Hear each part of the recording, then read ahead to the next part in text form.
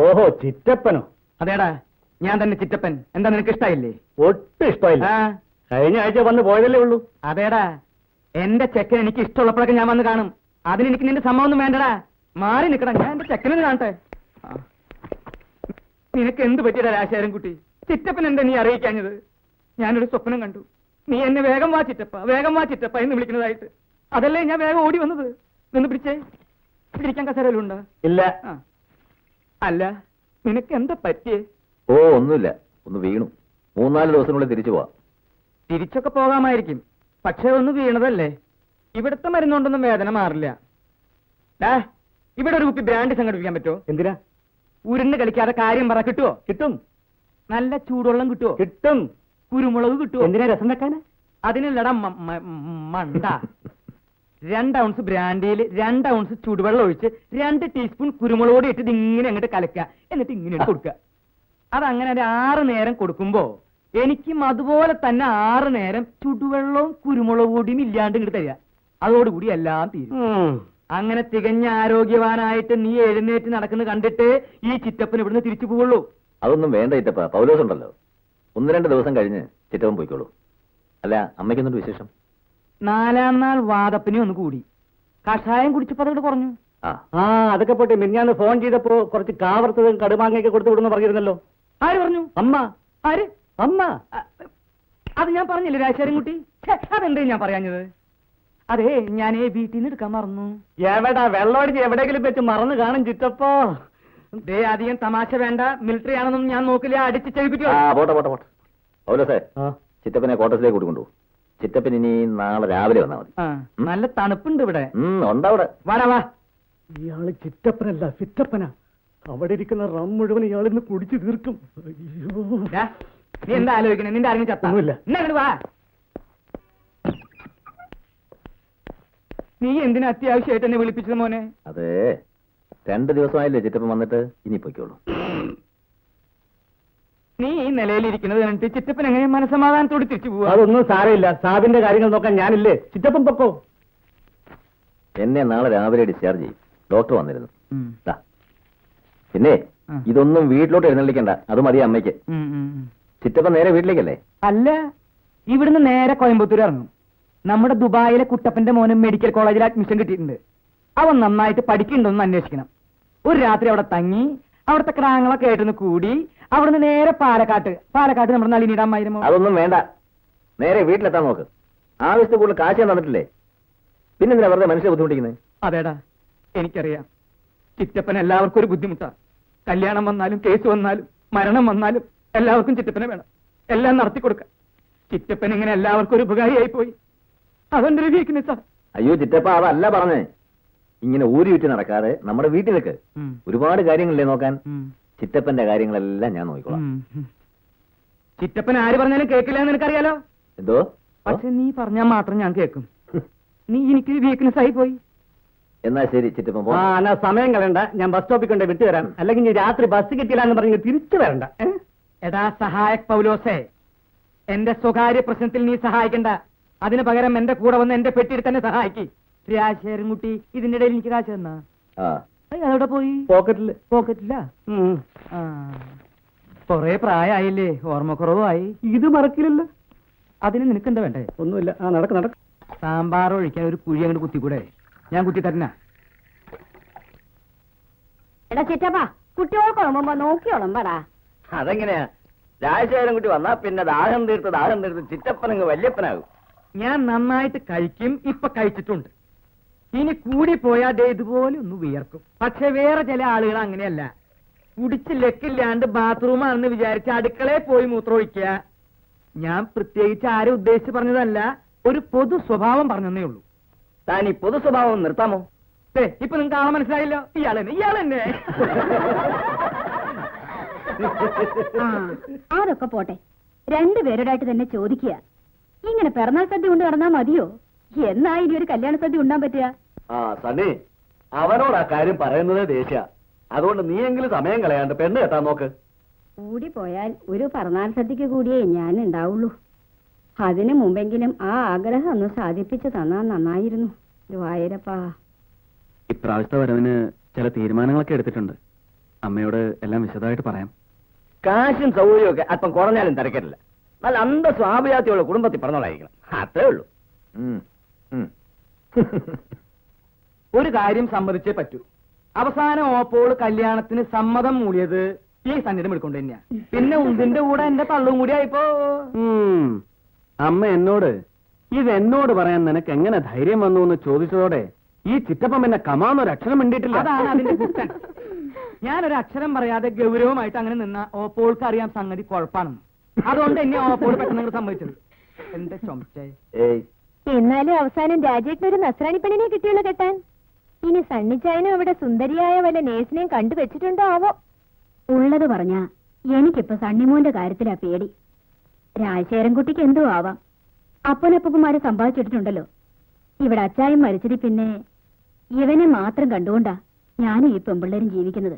അതുകൊണ്ടൊന്നും അമ്മച്ചി പേടിക്കണ്ട. നല്ല ആലോചന വന്നെങ്കിലേ തന്നെ കിട്ടും. ഞാൻ പിന്നെ കല്യാണമേ വേണ്ടാന്ന് പറഞ്ഞ് നടന്നെങ്കിലും സൂസന്നെ കണ്ടുമുട്ടിയപ്പോ എന്തോ ഒരു പ്രത്യേകത തോന്നി. അതുകൊണ്ട് കെട്ടുന്നു മാത്രം.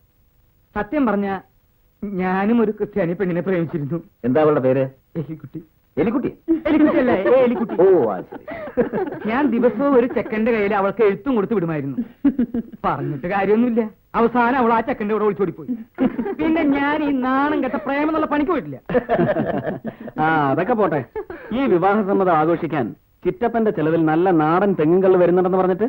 ചിറ്റപ്പന്റെ ചെലവിലല്ല, ചിറ്റപ്പന്റെ വകയായി രാജശേഖരൻകുട്ടിയുടെ ചെലവിൽ അതിന് ഏർപ്പാട് ചെയ്തിട്ടുണ്ട്. അത് പിന്നീട് വരും. അതുകൊണ്ട് താറാവ്, കോഴിയിറച്ചി, കാളയിറച്ചി മുതലായ കള്ളിന്റെ കൂട്ടുകാരെ പ്രത്യേകം ഞാൻ ഈ വേദിയിലേക്ക് ക്ഷണിച്ചുകൊള്ളുന്നു. അമ്മച്ചിയും പിള്ളേരും അവരെ വേഗം ഇങ്ങോട്ട് ആനയിക്കാൻ ഞാൻ താല്പര്യപ്പെടുന്നു. നമസ്കാരം. എങ്ങനെയുണ്ട്?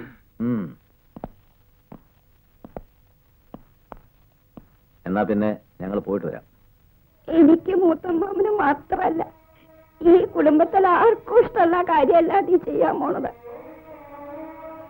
നിന്റെ പ്രായക്കാരെ ഭാര്യയും കുട്ടികളെയും ജീവിക്കണ കാണുമ്പോ ഈ അമ്മയുടെ മനസ്സ് നീറാറുണ്ട്.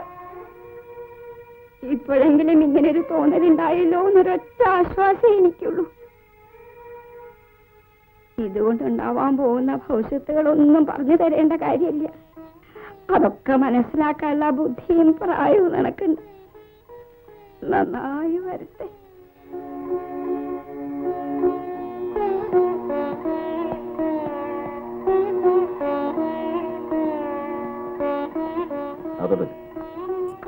ഞങ്ങൾ എതിർത്താലും നീ ഇത് നടത്തുമെന്നറിയാം. കൂന്നൂരിൽ വെച്ച് രജിസ്റ്റർ മാരേജ് ചെയ്യാനാണ് പ്ലാൻ എന്ന് പറഞ്ഞു. ആയിക്കോട്ടെ, പക്ഷെ ഞങ്ങളെ ആരും അങ്ങോട്ട് പ്രതീക്ഷിക്കണം. ഓ, കാര്യങ്ങളൊക്കെ കഴിഞ്ഞ് സൗകര്യം പോലെ ഇങ്ങോട്ടൊക്കെ വരിക. നീ കയറ്.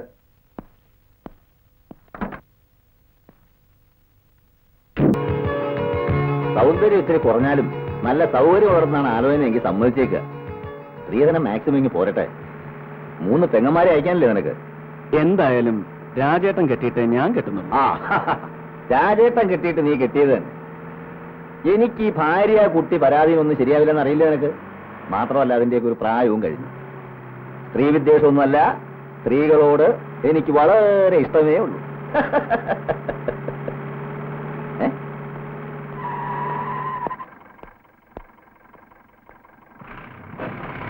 Good morning, young lady. I am Major Rajashekharan Nambiar. Your good name, please? I'm sorry, Major. It's none of your business. You are right. Thank you. See you again. അപ്പൊ ചൂടാവുന്ന ഇനമാണ്. സാരമില്ല, പേരൊക്കെ കണ്ടുപിടിച്ചിട്ട് നമുക്ക് സമാധാനമായിട്ട് പിന്നീട് നന്നായിട്ട് പരിചയപ്പെടാം.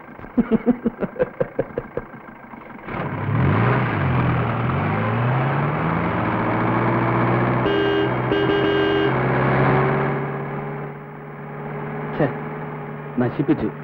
എന്നെ നന്നായിട്ട് അറിയാവുന്നൊരു കുട്ടിയാ, മലയാളി. അത് ശരി.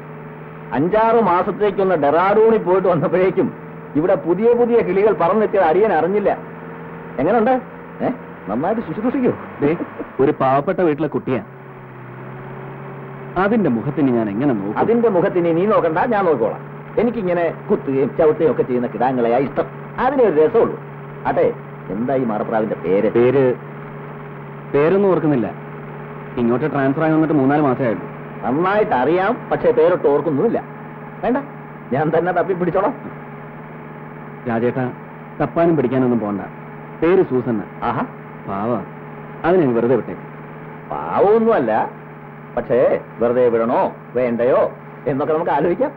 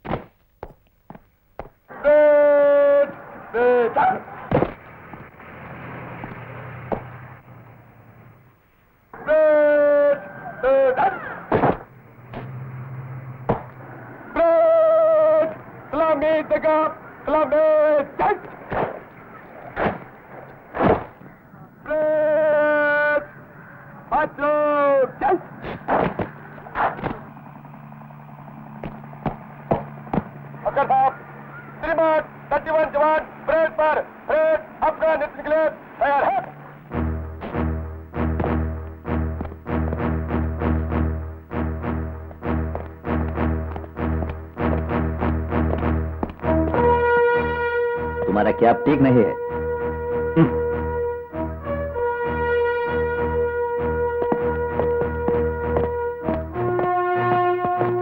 बट मिला कर रखो.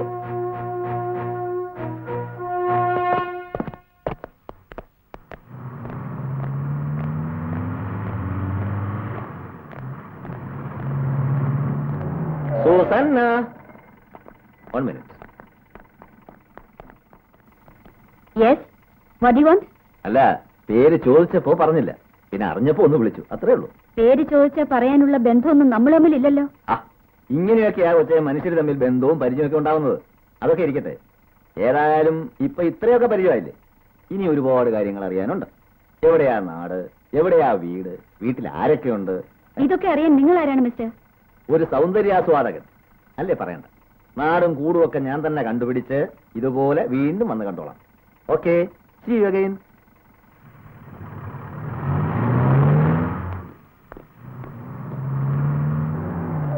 അറിയാമോ എന്തൊക്കെയുണ്ട് വിശേഷം? ഓ, മറിയാമ്മയ്ക്ക് എന്തോന്ന് വിശേഷം? ഇങ്ങനെ തട്ടിയും മുട്ടിയൊക്കെ അങ്ങ് ജീവിക്കുന്നു. എന്നാലേ പുതിയ കൂട്ടുകാരിക്ക് ഈ നമ്പ്യാർ സാഹിബിന്റെ മൊത്തത്തിലുള്ള ബയോഗ്രഫി ഒന്ന് പറഞ്ഞു കൊടുക്കണം. എന്നാലേ കാര്യങ്ങളോട് എളുപ്പമാവും. See you.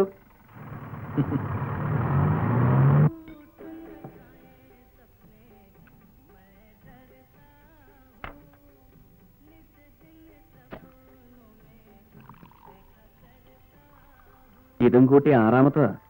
ഇനി മതി രാജേട്ടാ. തന്നെയൊരു ബിയർ കൂടെ പറയട്ടെ. ഇത് 2ാമത്താ. ഇത് തന്നെ അധികം. ഓക്കെ.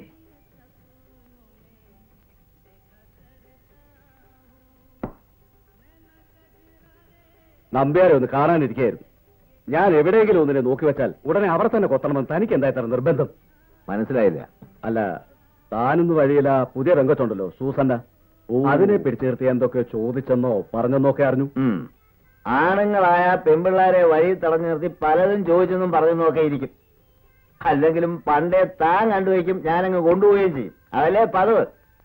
തനിക്ക് എച്ചിൽ തിന്നറിയോളൂ. എപ്പോഴും അങ്ങ് എച്ചിൽ തിന്നുമെന്ന് വിചാരിക്കണ്ട, ചിലപ്പോ തിരിച്ചും സംഭവിക്കും. ഓ, അങ്ങനെ സംഭവിക്കുന്ന ദിവസം ഞാൻ ഈ മീശ പഠിച്ചങ്ങോട്ട് കളഞ്ഞിട്ട് തന്റെ മുമ്പ് ഇങ്ങനെ സല്യൂട്ട് അടിച്ച് നിൽക്കും. ഇനി ഇയാൾ എണീച്ച് അപ്പുറത്തെ ടേബിളിലോട്ട് പോയിരിക്കും. ഇവിടെ ഇരുന്നാ ശരിയാവില്ല. ചെല്ലേ ചേരോ.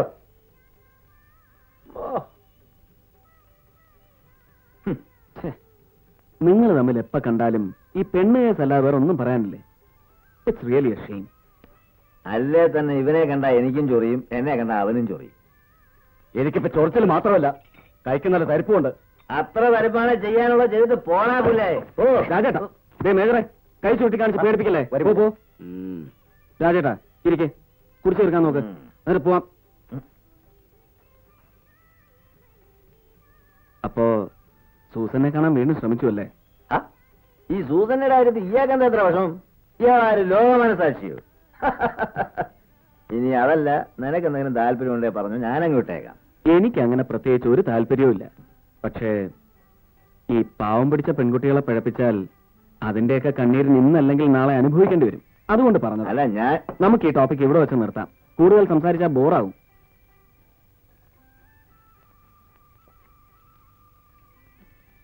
ബോറായി. അതുകൊണ്ട് വേറെ 1 ഡബിൾ ലാർജ്.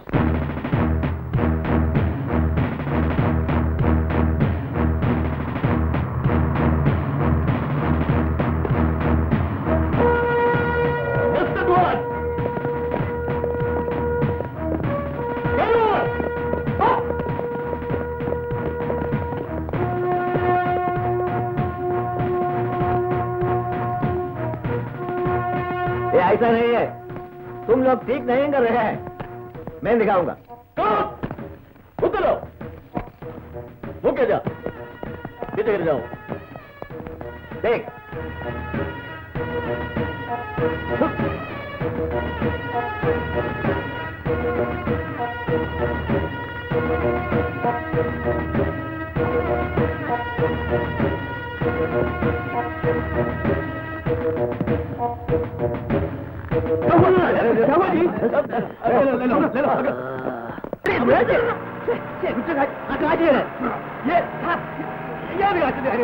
അപ്പൊ എന്റെ പോക്കറ്റ് ഞാൻ ചോദിക്കുന്നത് ഈ കഴിച്ചു മാറ്റി വെള്ളം അടിച്ചില്ലേ? ആച്ചു. എന്റെ ഇപ്പൊ കാശില്ല, സൂസന് വരുമ്പോ വാങ്ങിച്ചു തരും. തരാ പറഞ്ഞ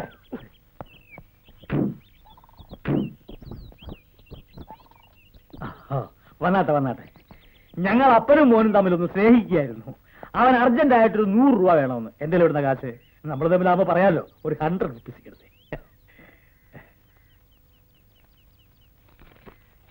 ഏതായാലും മെനക്കെട്ടില്ലേ, ഒരു 100 റുപ്പീസ് കൂടെ ആയിക്കോട്ടെ. Okay okay. ഇത് മേജർ രാജശേഖരൻ നമ്പ്യാർ. ഞാൻ ഡൊമിനിക് ഫെർണാണ്ടസ്. സർവീസിൽ ഡ്രൈവർ ആയിരുന്നു. ഇപ്പൊ റിട്ടയർ ആയിട്ട് കുറച്ചു കാലമായി. Please come.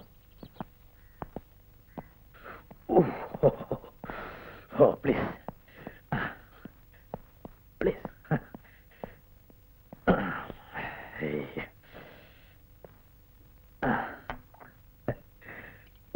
ഓഫർ ചെയ്യാനില്ല, സോറി.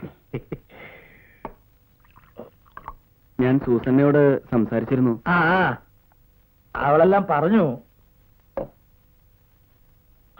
കേട്ടോ നേരെ, ഞാൻ ഉള്ള കാര്യം ഉള്ളതുപോലെ പറയും. എന്റെ മോള് സൂസന്ന കാണാൻ കൊള്ളാവുന്ന ഒരു പെണ്ണായതുകൊണ്ട് അവള് ജോലി ചെയ്തിട്ടുള്ള എല്ലാ ക്യാമ്പുകളിലും ലെഫ്റ്റനന്റ് മുതല് കേണകന്മാര് വരെ കല്യാണാലോചനയായിട്ട് വന്നിട്ടുണ്ട്. പക്ഷെ ഉള്ള കാര്യം ഉള്ളതുപോലെ പറയുമ്പോ ഈ ആലോചനക്കാരൊന്നും തിരിച്ചു വന്നിട്ടുമില്ല. അതുകൊണ്ട് പറയുന്നതാ. നാൻസി, എനിക്ക് 4 മക്കളാ, 3 പെണ്ണും ഒരാണും. ഭാര്യ ഉള്ളത് അകത്ത് കിടപ്പിലായിട്ട് കുറച്ചു കാലമായി. ഇത് സൂസന്നയുടെ മൂത്തതാ, നാൻസി. ഇവിടെ അടുത്ത് തയ്യക്കടലാ ജോലി. ഇത് ജൂഡി, 10ാം ക്ലാസ്സിലാ. പിന്നെ ആണൊരുത്തരുള്ളവനെ നേരത്തെ കണ്ടല്ലോ. അവന് പ്രത്യേകിച്ച് ജോലിയൊന്നുമില്ല. മറ്റുള്ളവർക്ക് ജോലി ഉണ്ടാക്കുക എന്നുള്ള അവന്റെ ജോലി. ഇതൊക്കെയാ ഇവിടുത്തെ അവസ്ഥ. നിങ്ങൾ ചായ കുടിക്കേ. കേട്ടോ നേരെ, മൂത്തവളെ കെട്ടിച്ചയക്കണം, ചെറുക്കൻ ഒരു ജോലി വാങ്ങിച്ചു കൊടുക്കണം, ഇളയവളെ പഠിപ്പിക്കണം, വീട്ടുകാരത്തേക്ക് മരുന്ന് വാങ്ങിച്ചു കൊടുക്കണം. എനിക്ക് കിട്ടുന്ന 3/4 ചക്രം പെൻഷൻ കാശുകൊണ്ട് ഒന്ന് നാവ് നനയ്ക്കാൻ പോലും തികയില്ല. പിന്നെ എല്ലാം സൂസന്നയുടെ ശമ്പളം കൊണ്ട് വേണം നടക്കാൻ. ചുരുക്കി പറഞ്ഞാൽ സൂസന്ന ഞങ്ങളുടെ ഒരു കറവ പശുവാണ്. അതുകൊണ്ട് ഇവിടുത്തെ എല്ലാ കാര്യങ്ങളും എല്ലാ ചെലവുകളും നോക്കി നിർത്താൻ തയ്യാറുള്ള ഒരാൾക്ക് മാത്രമേ ഞാൻ എന്റെ മോളെ കെട്ടിച്ചു കൊടുക്കൂ. സൗകര്യം ഉണ്ടെങ്കിൽ മതി, അല്ലെങ്കിൽ അവൾ ഇവിടെ സന്തോഷമായിട്ട് നിന്നോളും. എല്ലാം അറിഞ്ഞുകൊണ്ട് തന്നെയാ വന്നത്. ഞാനൊന്ന് ആലോചിച്ചിട്ട് സണ്ണി വഴി അറിയിക്കാം. മതി, ധാരാളം മതി.